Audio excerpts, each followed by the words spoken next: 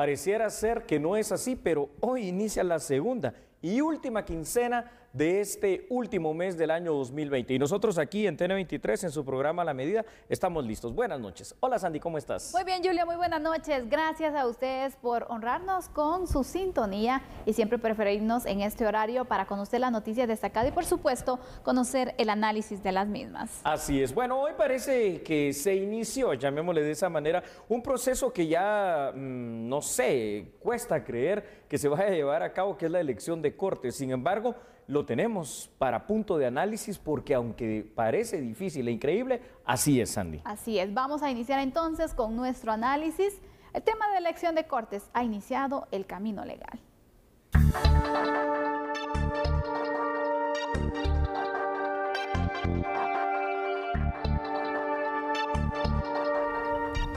Y es que casi de no creerlo, ¿verdad? Porque ya tenemos mucho, pero mucho tiempo, realmente son 14 meses, Sandy, de retraso. Vamos con unos datos que usted necesita ver y que tiene allí en pantalla ya en este instante para que iniciemos con el análisis. Precisamente después de ese tiempo de 14 meses de retraso con relación al inicio del proceso de nombramiento de magistrados de Corte Suprema de Justicia y magistrados de Sala de Apelaciones, hoy el Congreso inició dicha elección, Sandy. Ahora, es importante considerar que uno de los principales factores que causaron este problema en el nombramiento de magistrados es una resolución de la Corte de Constitucionalidad que vino a entrampar este proceso. Tomando esto en cuenta, la resolución causará que el proceso iniciado el día de hoy lleve mucho tiempo por la necesidad de emitir un voto a viva voz. A esto hay que agregar que durante los meses previos el propio Congreso había puesto el tema de elección de Cortes como uno de los últimos puntos de agenda, por lo que sorprendió que el día de hoy fuese el único punto a tratar. Y de hecho, déjame decirte que sí hubo quórum, el proceso se inició y ahora habrá que ver cuándo finalizará el mismo y cuándo tendremos magistrados, ¿no? Por supuesto, es un tema, un proceso que sin duda alguna va a ser tardado, Julio. Claro. Pero si no se inicia, va a tardar aún muchísimo más. Por lo tanto, hay esperanza, ¿no? Con haberse pues iniciado, haberse tomado como una de las prioridades también esta sesión y ojalá que siga así como prioridad también para el inicio de las próximas sesiones. Bueno, este año no sé qué, si dará tiempo o, bueno, cuando se inicie también el periodo ordinario, se pueda considerar así con esa prioridad. A ver, Sandy, particularmente pienso que este año va a ser difícil que se pueda continuar con este proceso. Y lo digo por lo siguiente, es que dentro de una semana estaremos en el 23 de diciembre prácticamente. Así es, y los diputados se van de vacaciones. Es correcto, no sé si vaya a quedar tiempo, más pienso que no. Entonces, cuando se retomen las sesiones extraordinarias en el mes de enero, veremos qué es lo que pasa realmente. Yo creo que al final de cuentas este tema de la elección de Cortes se ha hecho ya tan largo, tan tedioso, tan terrible y es un presente tan negativo para el sistema de justicia guatemalteco que ya no sabemos qué esperar, ¿no? Hoy, en el Pleno del Congreso, el secretario de Junta Directiva del Congreso tuvo que leer la resolución completa emitida por la Corte de Constitucionalidad y también lo que conlleva el amparo presentado en su momento por el MP, que dieron pauta a una nueva y temporal legislación, que ya lo dijimos muchas veces, inconstitucional, porque no se puede legislar, no es función de la CC, sino que del Congreso, y qué es lo que tiene entrampada esta situación. Julio, llama la atención la forma en la que en este año se va a realizar esta elección de Cortes a viva voz, voto por voto. Es un gran trabajo el que le espera también a los diputados, sin duda alguna, y vamos entonces en el marco legal.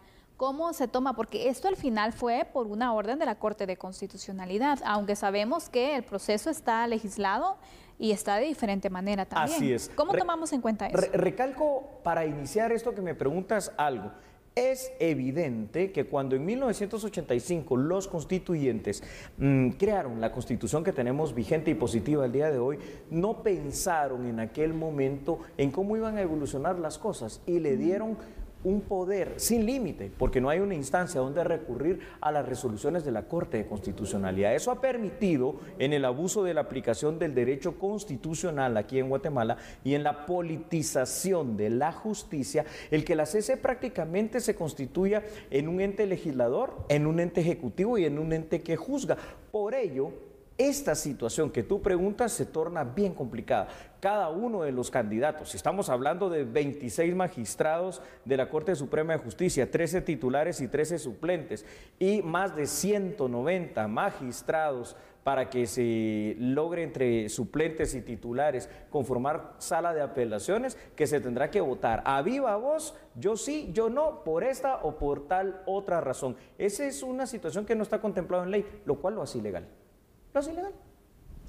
Tómelo usted en cuenta también para que conozca cómo es este proceso y por qué también le decimos que va a llevar tiempo poder elegir. Y lo que me llama la atención, Julio, y es preocupante también, es que, bueno, las personas que finalmente no sabemos en cuánto tiempo se pueda tener el resultado final de esta elección y que no sea pues también sujeto de una inconstitucionalidad, de algún paro también por parte de la Corte. Es decir, que se logre legislar, que se logre elegir a estas personas y que puedan tomar posesión del cargo, porque imagínate, ellos supuestamente iban a estar, ¿qué? 5 años en el cargo. Correcto. Pero de esto ya ha pasado más de 1 año en que no se ha cumplido el proceso, es decir, no van a estar los 5 años porque los plazos, bueno, estos 5 años ya están establecidos en ley y en eso sí hay que cumplirlo, ¿no? Sí, Sandy, pero aquí también tenemos ya alguna situación de mal precedente. Y esto pasó cuando Claudia Paz y Paz fue nombrada como fiscal general. Iba a completar un periodo de 3 años, 3 años y medio, y al final de cuentas un dictamen también de la Corte de Constitucionalidad hizo que terminara el periodo completo de 5 años, lo cual ya no corresponde porque los plazos son perentorios y dictados por la ley, en este caso por la Constitución. Con relación a lo que preguntas, yo quiero mostrar otros datos, claro, porque esto nos va a dar de alguna manera también cierta claridad en lo que estamos viendo. Véanlos ahí en pantalla, por favor. Es muy importante, Sandy, hacer hincapié en esto. Uno de los temas que deben quedar bien claros es el periodo para el cual fungirán los profesionales del derecho que resulten electos en dichos cargos, siendo, y aquí recalcamos, los plazos constitucionales perentorios, es decir, máximos, el periodo para el cual deberán ser electos tiene que ser para completar el tiempo del mandato 2019-2023. Es la primera vez que una designación, Sandy, de tan altas cortes se atrasa tanto tiempo, por lo cual el mal precedente creado tiene ya un impacto y tendrá un impacto también a futuro posible en cada una de las resoluciones emitidas por magistrados de Corte Suprema de Justicia y de salas. Asimismo, esta problemática nos deja ver la urgente necesidad de lo que tanto hemos dicho aquí en A la Medida una y otra vez, la reforma.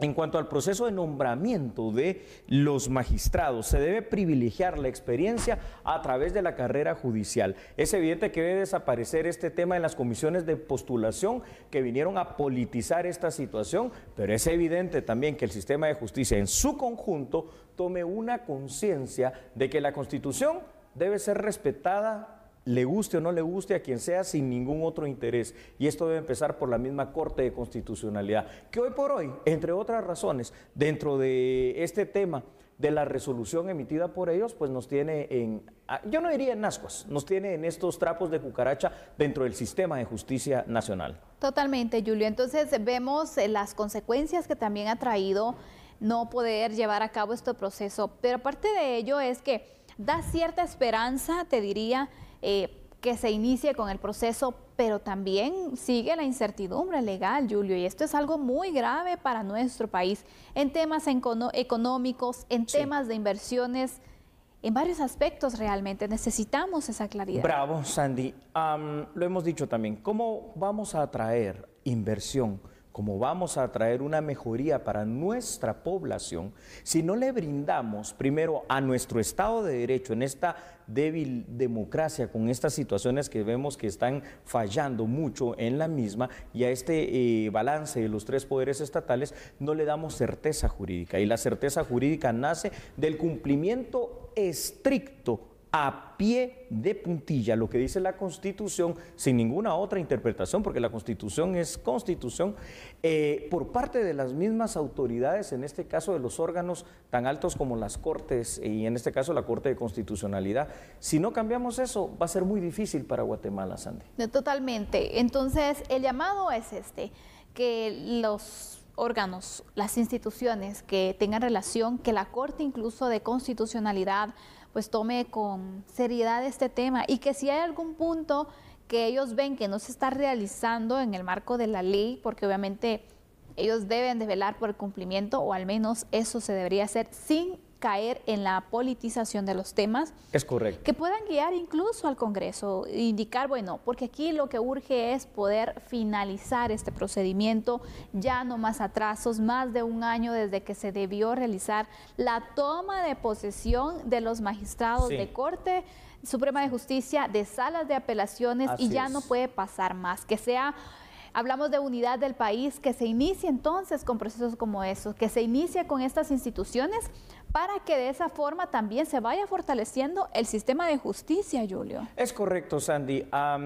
Uno de los sistemas que más debe fortalecerse en un Estado que se logre catalogar como un Estado fuerte o bien cimentado es precisamente el sistema de justicia. Y Guatemala ha dado muestras que necesitamos pensar precisamente esos cambios a nivel constitucional y a nivel de las leyes orgánicas, de los decretos ley emitidos por el Congreso para mejorar la aplicación de la justicia en este país y para el cumplimiento de la misma. Mientras tanto, hemos visto cómo inició hoy el proceso, entre comillas, de elección de magistrados. Digo entre comillas porque será bastante, pero bastante tardado. Bueno, vamos a concluir entonces con nuestro primer análisis. Debemos hacer una pausa en este momento, pero cuando regresemos hablaremos acerca de aspectos que se deben ir actualizando, leyes que vale la pena o no modificar para poder actualizarla, Julio, por ejemplo, la ley de tránsito. Claro que sí, Sandy, tomando en consideración que los accidentes automovilísticos son en Guatemala y prácticamente en el mundo la segunda causa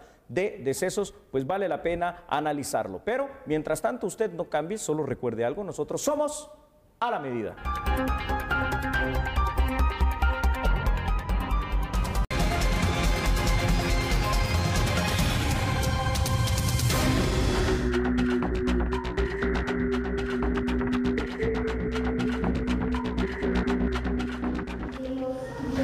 Vladimir Díaz, de la Asociación de Usuarios de Transporte Urbano y Extraurbano, comentó la importancia que tiene reactivar la Ley de Tránsito, la cual fue creada en 1995. En la actualidad, las víctimas mortales en percances viales representan la segunda causa de muerte en el país.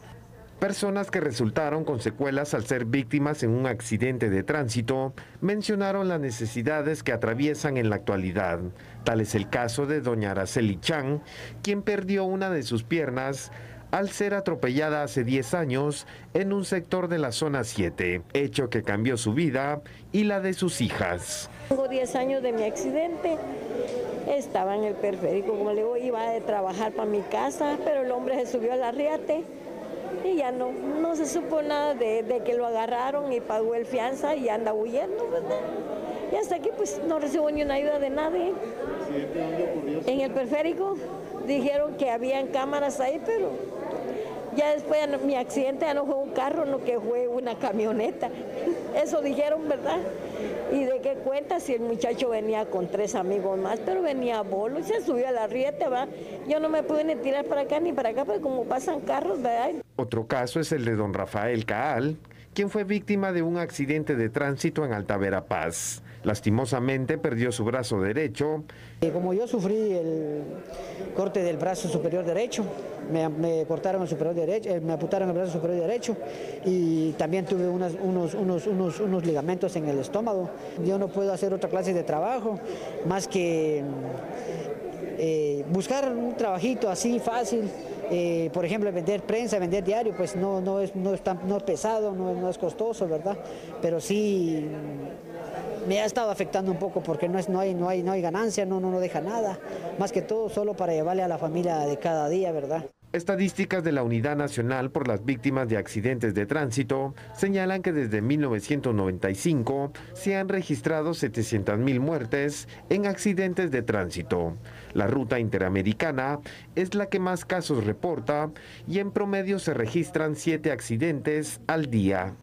Y es que vaya si esto no nos hace reflexionar acerca de la necesidad de una educación vial, acerca de la necesidad de mejorar. Guatemala, un país donde los accidentes de tránsito, por la causa que sea, son la segunda causa de muertes en nuestra nación. Así que con este contexto y en esta situación vamos a ver unos datos acá en pantalla que hemos preparado precisamente para usted. Mientras tanto, usted vio la maravillosa juego de cámaras que hacen acá en A la Medida nuestros compañeros. A ver, escuchen lo siguiente. Guatemala, existe, Sandy, una falta de cultura vial. Pues este tema debería empezar desde que la educación primaria se constituye como algo obligatorio para los niños, a efecto que también que esto se constituye en una cultura de respeto en la vía pública, cosa que no existe. Día a día podemos observar la constante violación a la ley y reglamentos de tránsito, lo cual se ha vuelto una costumbre perversa en muchos conductores. Y a ver, seamos bien honestos y bien francos, casi todos hemos cometido en alguna ocasión alguna infracción de tránsito. Este caos generado por el desorden vial y el irrespeto a la ley provocada día a día, pues hace que gran cantidad de hechos y accidentes de tránsito se provoquen, cobrando además vidas valiosas de guatemaltecos. Fíjate, solo como contexto y antes de iniciar, el fin de semana pasado estaba cruzando hacia la derecha, cuando veo que por la derecha, cosa que está prohibida precisamente en la ley y reglamento de tránsito, una moto venía a rebasarme, Sandy, vaya que la vi, todavía pegó en el costado del vehículo. Digo, no se rebasa por la derecha. ¿Dónde dice eso? Está aquí en la ley. Se fue el motorista. Terrible. Y eso por hablar de una de tantas irresponsabilidades que se pueden observar en el tránsito, Julio. Así es. Sin duda alguna, cuando hablamos de situación vehicular, nos debemos también referir al tema de educación vial. Correcto. Pero en nuestro país, seamos sinceros, ¿qué tanta educación vial existe? ¿Qué tanto se promueve la educación vial? Un tema que debería de estar en el currículum nacional base, Bravo. Julio, para que desde pequeños Bravo. tengamos conocimiento de esta ley de tránsito, adaptada a la edad, al grado académico también que se va enseñando, pero que sea de fijo, para que vayamos entonces no solo, porque tengo interés ahorita de tener un vehículo o una motocicleta, de sacar la licencia de conducir, bueno, me voy a poner a medio leer para el examen y después se me olvidó.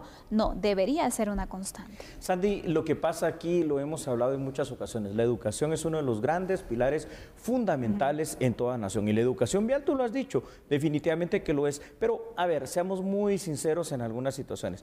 Cuando bien va, se lee la ley y el reglamento de tránsito por parte de los conductores solamente para ganar el examen, pero es como que si automáticamente debiera de olvidarse, cuando esto debe estar presente día a día, porque día con día nos enfrentamos a el tránsito en nuestro país. Nuestra vía pública, cuando fue construida esta infraestructura que tenemos aquí, por ejemplo, rodeando la ciudad de Guatemala, el periférico y otras avenidas como la Roosevelt, la San Juan, en la década de los 60s y 70s, fue pensada para un parque vehicular de alrededor de 250,000 vehículos. Hoy contamos en total con un parque vehicular de más de 1,5 millones de vehículos. Ya desde ahí entramos al caos. Y si le agregas otro 1,5 millones de parque vehicular de motocicletas que día con día están luchando por llegar a su destino, porque estos tránsitos que vemos ahí que no dejan avanzar rápidamente, desesperan a cualquiera, bueno, pues esto se vuelve un caos total. Un caos y un caos que también se ve observando, se ha observado por algunas imprudencias, Julio,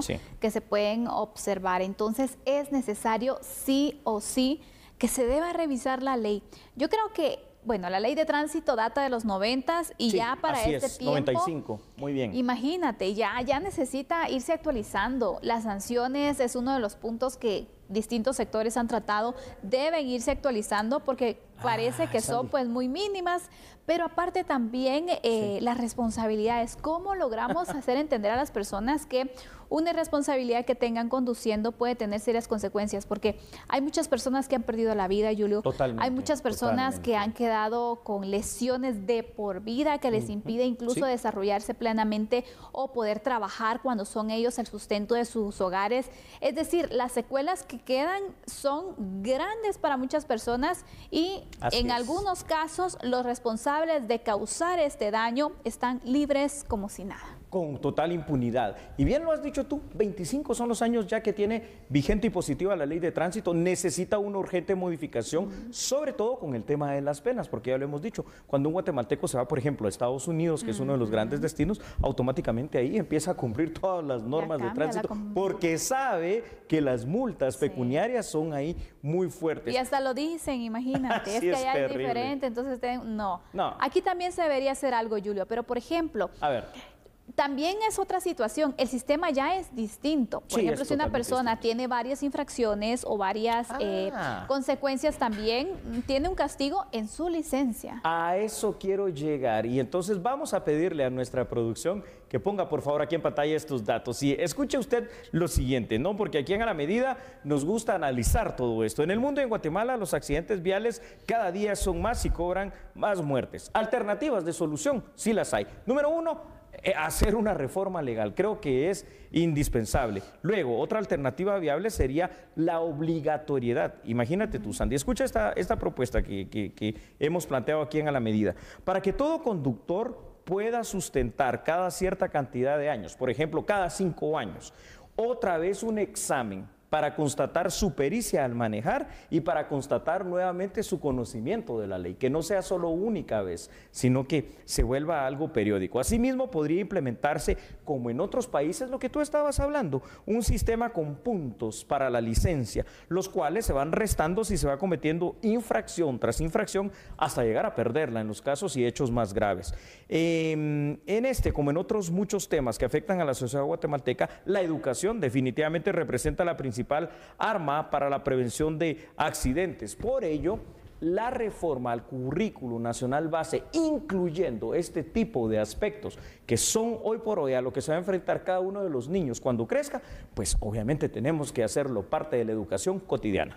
Totalmente, Julio. Son aspectos que se deben tomar en consideración, que es importante. Se puede establecer incluso, Julio, una mesa donde estén todos los sectores involucrados. Así es. Por una parte, transportistas, por otra parte, pues representantes también de los diversos medios de transporte, las víctimas de accidentes de tránsito que también tienen testimonios y tienen su punto de vista, y así poder fortalecer esta ley que pues ya tiene sus años y que se tiene que ir actualizando. La situación ha variado.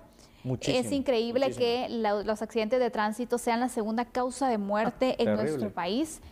Entonces hay que hacer algo. ¿Qué más podemos esperar? ¿Que más gente siga muriendo? ¿Que más personas queden con algún tipo de problema que les impida o les dificulte poder continuar con sus actividades, desarrollándose, poniendo también en riesgo, poniendo en precariedades a su familia? Yo creo que ya es necesario poder hacer algo para todas esas personas y para de esta manera también honrar la memoria de quienes han perdido la vida por un accidente de tránsito, por una imprudencia. Y lamentablemente esto aumenta en este tipo de fechas donde la combinación del volante con la ingesta de licor se hace algo tan cotidiano, Sandy. Totalmente. Y dentro de esto, te diría, Julio, saldría válido también incluirse el tema de los seguros. Sí, claro, obligatorios. Que es algo muy importante. Y que se llegue también a un tipo de acuerdo con las aseguradoras para que tampoco excedan de los precios. Deben de ser regulados. Deben de ser regulados. Una cuestión que es muy importante, fíjate, porque, y esto lo voy a decir ya como una cuestión de cultura general, he escuchado mucho en el argot coloquial de cómo hablamos aquí en Guatemala,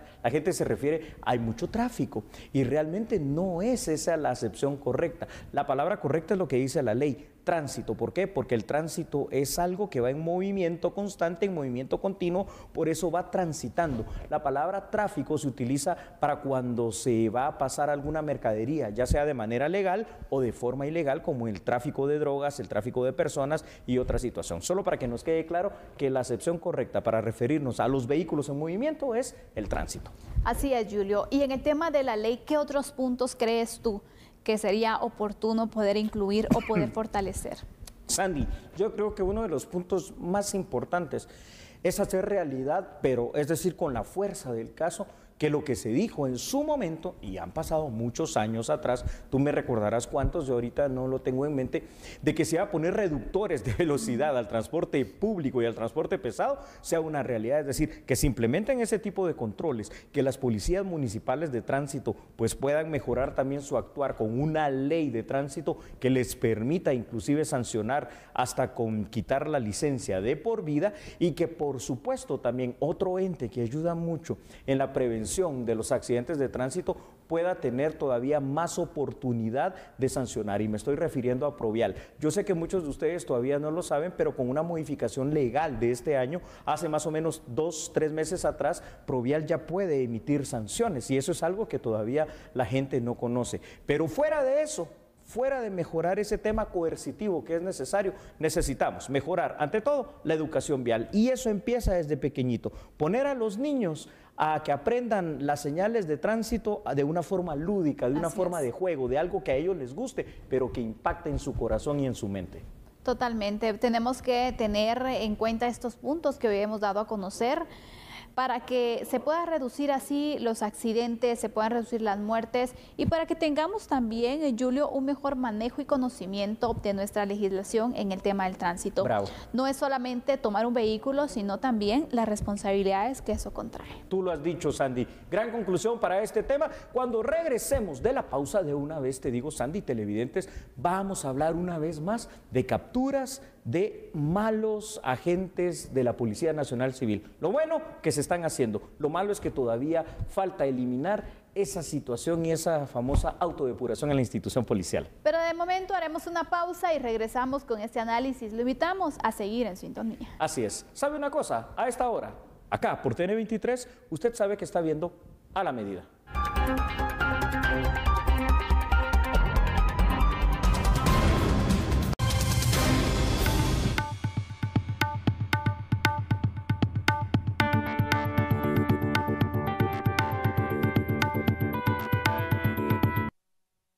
Investigadores de Inspectoría General de la Policía Nacional Civil indicaron que durante la noche del martes 15 de diciembre hicieron efectivas órdenes de captura en contra de 6 elementos de dicha institución, que fueron giradas por el juez del Juzgado de Primera Instancia Penal, Narcoactividad y Delitos contra el Ambiente de Misco, de fecha 11 de diciembre de 2020, por los delitos de abuso de autoridad, simulación del delito con agravante especial de ampliación relativa. El primer elemento se trata del comisario Edgar Alejandro Soc, de 42 años. Él fue detenido en el kilómetro 157.7 de la ruta a Salamá, Cantón Sandoval del municipio de San Miguel Chicaj, del departamento de Baja Verapaz. Asimismo, en el lugar fue detenido Edwin René González, de 33 años, mientras que en la subestación de la comunidad de la zona 10 de Misco fue detenido el oficial segundo Walter Andrés García, de 39 años. En las instalaciones de la División de Seguridad Turística Visitur de la zona 1 capitalina fueron detenidos los agentes Héctor Aníbal Ordóñez, de 35 años, y Marvin Giovanni Istokok, de 32. Por último, en la Subdirección General de Personal en la zona 1 capitalina fue detenido el agente Walter Castro Mejía, de 32 años. No deja de ser grave, no deja de ser preocupante, no deja de llamar la atención esta situación, Sandy, porque estamos hablando de la Policía Nacional Civil, es decir, de la institución en la cual todo guatemalteco debe de confiar 100% si de verdad queremos crear una cultura de denuncia en primera instancia y queremos darle a nuestro país mejor y mayor seguridad pública en primera instancia, pero en este caso sobre todo seguridad ciudadana, que son dos conceptos distintos. Así es, Julio. Es lamentable estas situaciones porque sabemos que la policía, la imagen ha ido pues recuperándose poco a poco. La confianza, la población la ha ido dando ese voto de confianza a la policía, y cuando salen situaciones como estas, cuando se descubren que algunos agentes no están actuando en el marco de la legalidad, una legalidad que deberían de defender. Absolutamente. Imagínate, pues lo que hace es retroceder ese avance también. Entonces es complicado, pero un punto bueno es que investiguen y que logren realizar pues el procedimiento legal para determinar si son culpables o si son inocentes, porque en este momento hay que decirlo, están capturados, pero también gozan de esa presunción que en una investigación se tendrá que dar. Tienes toda la razón. Al final de cuentas, toda persona capturada goza de esa presunción de inocencia. Y sí, es digamos, loable que la PNC esté inclusive dando a conocer este tipo de capturas. Sí. Lo que pasa es de que ya basta de una de cal y una de arena. Captura, pero es que porque había uno, o en este caso 6 elementos que estaban haciendo algo que era incorrecto dentro de la Policía Nacional Civil. Así que veamos algún dato de contexto para que podamos hacer un análisis más completo junto a usted allá en casa. Y es que, Sandy, la confianza ciudadana es uno de los principales pilares que otorga fortaleza a cualquier fuerza policial. La PNC cuenta con 2 instancias para poder investigar hechos ilícitos dentro de sus filas. Una de ellas, Inspectoría General, y la otra, la Oficina de Responsabilidad Profesional. A su vez, la PNC cuenta con un tribunal disciplinario, el cual está encargado de sancionar las malas acciones, ya dependiendo de la categoría, como faltas leves, como faltas graves o faltas gravísimas, como en este caso que aplica pues inclusive la dada de baja de la fuerza policial. A pesar de los esfuerzos de autodepuración de la institución policial, todavía es evidente que falta mucho por hacer, pues constantemente se producen capturas de varios elementos que le están haciendo mucho daño a la confianza y a la percepción ciudadana en la fuerza policial. Totalmente, Julio. Este tema llama la atención por las detenciones ilegales. Y yo quisiera que, ya que hablamos de este tema, también aclaremos cuáles son o qué requisitos se deben de cumplir para las detenciones que se puedan realizar en el marco de la legalidad. Porque también hay que mencionar algo, hay personas que caen en estas detenciones, que son víctimas también de las mismas por desconocimiento de los procedimientos. Me encanta la pregunta, Sandy, de verdad, me encanta, agradezco la misma. Número 1, un consejo.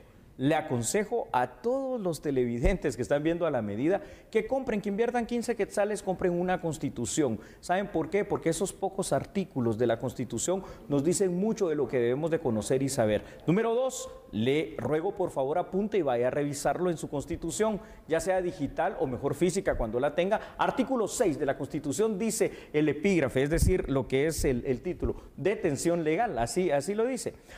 Y voy a parafrasear porque obviamente de memoria no me puedo saber la Constitución, pero dice lo siguiente: la detención legal se produce, como en este caso, cuando existe un presunto hecho delictivo, es decir, en este caso falta o delito que se haya cometido. Entonces esto se hace del conocimiento de la autoridad competente. ¿Quién es la autoridad competente en Guatemala? Un juez. ¿Y qué es lo que hace el juez para que la detención sea legal? Libra, como en este caso, porque así fue, una orden de aprehensión. Aprehensión es capturar, ¿verdad?, a una persona. Y entonces se da esta situación de las aprehensiones. Esa es la aprehensión o la detención legal. Y hay otra posibilidad que se brinda en la constitucional, en el orden constitucional. Dice que también se puede aprehender a alguien aún sin la orden de juez competente cuando es, digamos, ¿cuál sería la palabra? Cuando se le encuentra en flagrancia, sí. Cuando se le encuentra, cuando es detectado en flagrancia. ¿Qué es flagrancia? El criminal o la persona que está cometiendo el hecho delictivo en ese momento. Con las manos en la masa. Las manos en la masa, la autoridad se da cuenta y puede aprender y capturar. Es ahí donde nace el debate. ¿Te recuerdas cuando habían fuerzas combinadas? Sí, pero es que el ejército de Guatemala no puede aprender, es decir, capturar. Falso, porque el mismo artículo 6 dice que lo puede hacer hasta cualquier persona, un ciudadano común y corriente. Claro, no es nuestra función, ¿no? Para eso está la PNC, siempre y cuando después lo entregue, dice, a la autoridad competente, que es la Policía Nacional Civil. Entonces, no conocer este tipo de pasos o requisitos para las detenciones llevaba como una herramienta también que utilizaban, según las investigaciones, estos 6 agentes, dentro de ellos un comisario, para poder realizar estos procedimientos ilegales. Y por eso es que luego de algunas denuncias que se recibieron, se le da el seguimiento correspondiente y pues se tiene la prueba correspondiente para poderlos acusar, detenerlos, y ahora deberán enfrentar un juicio entonces por estos señalamientos que se tienen. Dentro de ellos, correcto, abuso de autoridad es uno de los delitos que se les está señalando. Y detención ilegal, porque lo que hicieron fue falsear los datos. La gente le llama parte policial, aclaro nuevamente, porque sirve para aprender este programa. Se llama prevención policial, el documento que hacen al momento de una captura o un hecho delictivo, y ahí ellos consignaban hasta pruebas falsas. ¿Te imaginas tú eso? Increíble. Julio, pero aquí busquemos un poco de la salida, es decir, ¿cómo podemos lograr que los agentes cada vez sean menos tentados por situaciones ilícitas?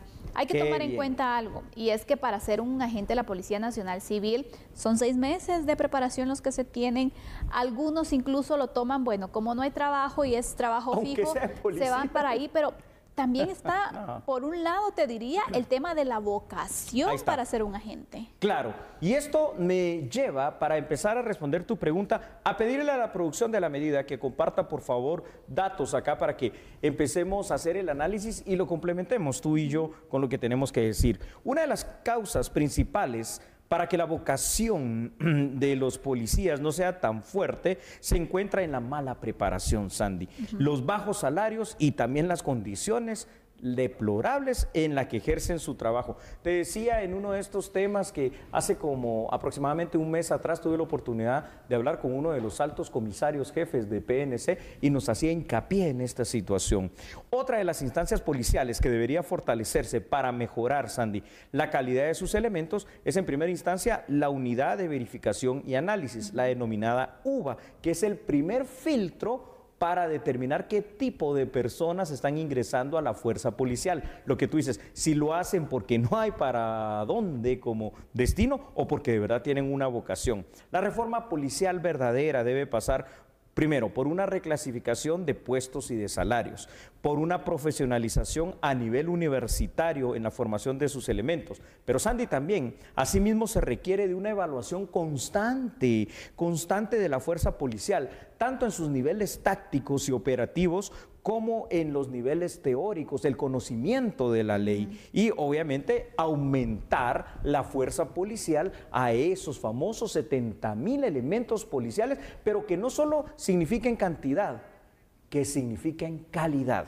Totalmente, Julio. Son algunos de los puntos que se deberían de ir fortaleciendo, y otra situación te diría las condiciones también de un agente, porque también eso pues suele al final tentarnos. Si ellos tuvieran las condiciones pues básicas, las condiciones fundamentales para poder ejercer su trabajo, el ingreso, que también no sea una tentación que si les ofrecen, que si pueden ver que pueden sacar de otra parte de una manera ilícita, pues bueno, también lo piensen varias veces antes de poder desviarse del camino al cual pues tomaron y juramentaron también. Pues al buen estilo de A la Medida le expusimos el problema, pero también algunas alternativas de solución. Quédese usted por favor reflexionando en casa sobre esto, y nosotros, yo te propongo algo, Sandy, que vayamos a una breve pausa comercial. ¿Qué te parece? Por supuesto, pero regresamos en breve, por favor, siga con nosotros. Por favor, recuerde que nosotros somos A la Medida.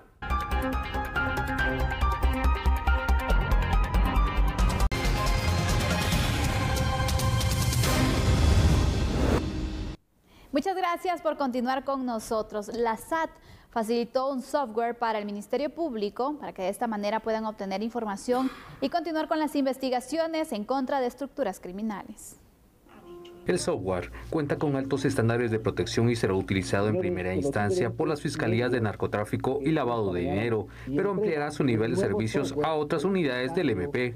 Hoy iniciamos con esta primera fase o plan piloto que nos permite realizar las acciones necesarias para hacer efectivo el intercambio de información, utilizando esta plataforma, gracias a la cual lograremos la disminución de los tiempos de obtención de información para el proceso de investigación. Además de la rapidez, la plataforma nos permite la aplicación de líneas de investigación oportuna y de manera oficializada a través de la firma electrónica. También permite que esa información recibida pueda ser utilizada como medio de prueba en los procesos. Damos un ejemplo hoy con el Ministerio Público, poniéndonos de acuerdo y formando gobierno corporativo y entregándole al ente encargado de la persecución penal las herramientas necesarias para hacer su trabajo en una forma más rápida.